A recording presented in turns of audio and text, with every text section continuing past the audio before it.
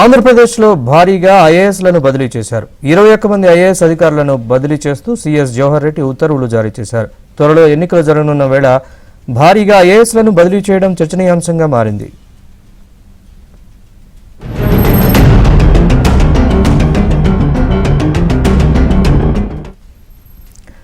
శ్రీకాకుళం జిల్లా కలెక్టర్గా మంజీర్ జిలానీ నియామకం కాగా తిరుపతి జిల్లా కలెక్టర్గా జి లక్ష్మీ షా నియమితులయ్యారు. అలాగే నంద్యాల జిల్లా కలెక్టర్గా కె శ్రీనివాసులు, అన్నమయ్య జిల్లా కలెక్టర్గా అభిషక్త్ కిషోర్కు పోస్టింగ్ ఇచ్చారు.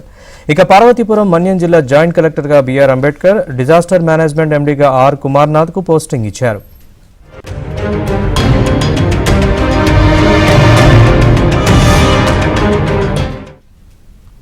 మరోవైపు విశాఖ జీవీఎంసీ అదనపు కమిషనర్గా విశ్వనాథన్, హౌసింగ్ కార్పొరేషన్ ఎండీగా రమణారెడ్డి, పురపాలక శాఖ కమిషనర్గా బాలాజీరావు, శ్రీకాకుళం మున్సిపల్ కార్పొరేషన్ కమిషనర్గా తమీం అన్సారియా, పోలవరం ప్రాజెక్టు అడ్మినిస్ట్రేటర్గా ఇల్లకియాలకు పోస్టింగ్ ఇచ్చారు. వారితో పాటు ఇంకా పలువురు అధికారులను బదిలీ చేశారు.